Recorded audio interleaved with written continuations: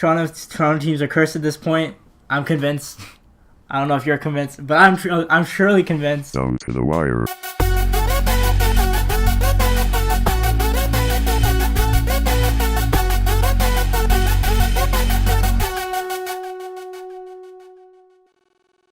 How's it going, guys? This is Down to the Wire. I'm Sean De Silva. I'm Andres Franken. What's up? I'm still alive. And we're both done school now. This guy's graduated. Like, he's like done. Well, he hasn't had his ceremony yet, but that's to come. I've officially graduated. We'll start by talking about TFC. They did lose to Seattle, for those of you that watched it. For those of you that didn't watch it. Spoiler alert, TFC lost in a penalty shootout, nonetheless. You were actually there. I was. I was trying to get tickets. I didn't get tickets for that game. How was it, the experience? Not just the game, but the experience with all the fans there. It was pretty amazing.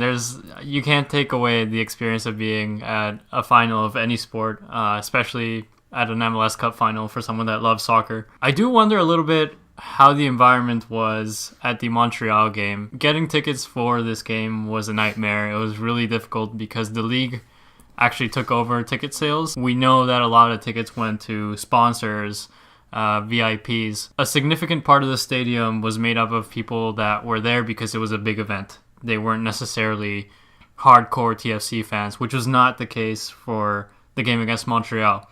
That said, it was still a really great environment. I was up in the top corner. I still had an amazing time. The people that were around me were really into the game. Despite not getting the outcome that we obviously wanted, it was still really exciting to be there, and I don't regret going at all. That's still a memory I'm going to have forever, and this is the way sports work. They're not always going to be fair. You're not always going to get the outcome that you want, but it's all about supporting your team no matter what happens, being there for them when they learn to pick themselves up, and those defeats just make the victories that much more worth it. It's worth mentioning that a lot of the Toronto teams have been so close to making it to a final. We had the Blue Jays, get to the final of the American League. We had the Raptors get to the final of the Eastern Conference. And finally, we had a team make it all the way. Unfortunately, they didn't come out victorious in that last game, even though they deserved it. But, at least we've had a little taste, and we'll keep moving forward being optimistic. Not trying to be a bitter Toronto FC fan, but it's just TFC dominated this game. It was from the get-go, from kickoff, they dominated. They just didn't score. It just seemed like it wasn't meant to be. And, I don't know if Toronto's cursed or whatever it is at this point, because there hasn't been a Toronto team that has won in a long time. This was just fitting because TFC, with all their chances, couldn't put the ball in the back of the net. And penalties came, and a crossbar pretty much decided their fate. I'm not as superstitious as Sean, so I don't think TFC or Toronto is cursed. They absolutely deserved it. This is the first time in history that a team has not had a single shot on net and won the championship. Toronto had 19 shots. It wasn't a lack of trying. The effort was there. Yeah, there will be people, and there have been people that criticize the players for their play. Toronto FC played really well. I know a lot of people that said it wasn't a good game to watch, but they just weren't sharp inside the box. Everything before that was great. Bradley, who has gotten a lot of backlash for his penalty, not well taken, I think does not deserve it. Bradley had an amazing game. He defended extremely well. He had 6 interceptions, made great passes. He was the leader he needed to be. And penalties are always a toss-up, man. It's a coin toss. It really is. I really think they should bring back the golden goal rule. I think just play until somebody scores. You know what? Try the hockey thing. Reduce the amount of players? Yeah, pull some guys off the field, open it up, keep, 7 or 8 guys, and see what happens with that. I know this is way out there. It's probably never going to happen, but probably not. But penalties are just so unfair to the team that's played well. And all credit to Seattle, they knew what they were doing. They were the underdogs going in. They knew they had to defend.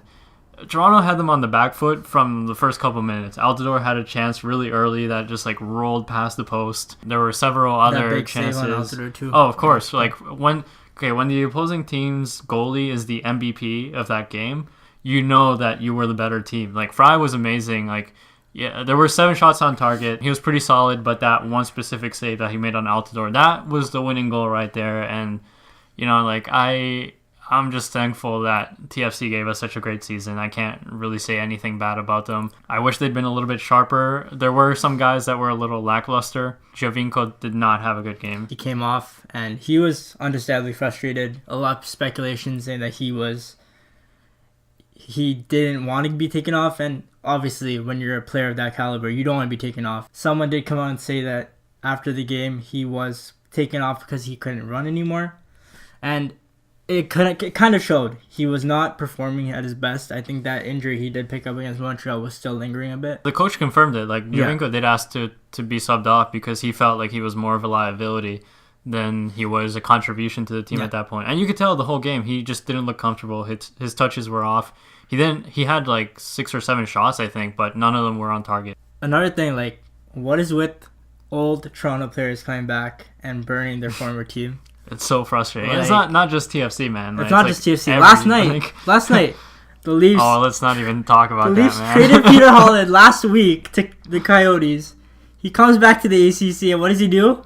He wins it in the shootout for them. It was supposed to be Austin Matthews' night, man, against Coyotes, though. It was, but Peter Holland had to finish the Leafs off in the shootout, and he just got traded last week. So, there's something about Toronto players leaving and then coming back and having the night of their lives. So, like, I don't know what it is. I'm seriously convinced that we're cursed. We've made progress. We've had so many terrible teams over the last 10 years, and we've come to a point where most of our teams are actually, not progress. There's not progress. Maybe like favorites by any means, but contenders. Maybe outside contenders, but contenders. I mean, the Leafs will get there. They aren't there yet. They will get there. Eventually. They're still pretty far off, but like the future looks extremely bright. Speaking of future, like the future for Toronto and Canadian soccer, let's go back from not even the final, but Montreal. The semifinal against Montreal. That game, those 2 games,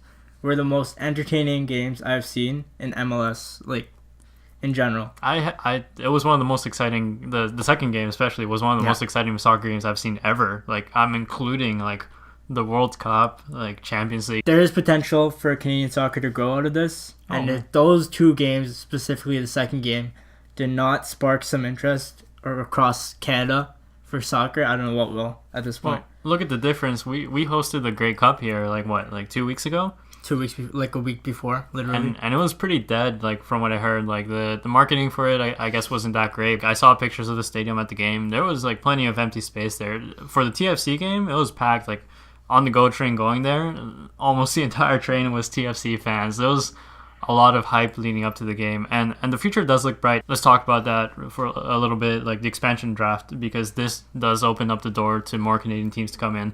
So next year, Minnesota and Atlanta are coming in, but the league announced already that there are 2 more spots. The cities that were listed as likely to come into the league were all American cities, but don't count out cities like Ottawa. Like Ottawa has a soccer team. They've been interested before. Could potentially see them come into the league, maybe Edmonton. But even within TFC, I'm really happy with some of the decisions they've made. In the expansion draft, they almost lost Clint Irwin, which would have been a huge loss, I think. A lot of people say that Alex Bono, who's the backup keeper, and he replaced Irwin when he was injured for about a month and did a really good job, could have stepped up. He did do a job.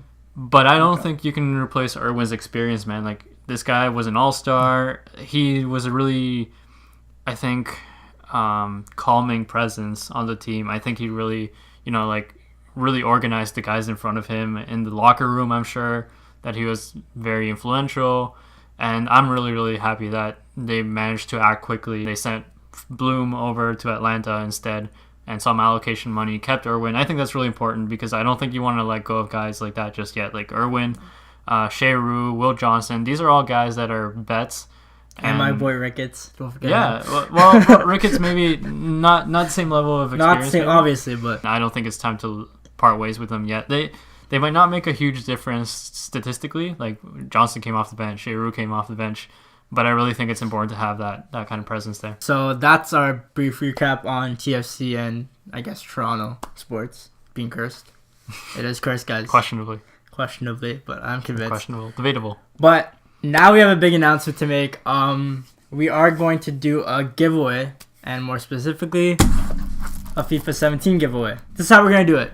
And there's one condition only, and that is we have to pass 200 subscribers on our YouTube channel in order for us to give this game away. If we don't pass it, we don't give the game away. So it's completely up to you guys. I guess there will be a couple of conditions. One, you have to subscribe to our YouTube channel.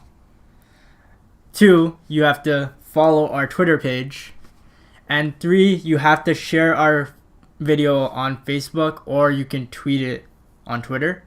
And in order for us to know that you did do that, we will need you guys to either at our Twitter page, which I will post right here, or our Facebook channel. You can either tag us in our comment or directly go to our Facebook page and share that video.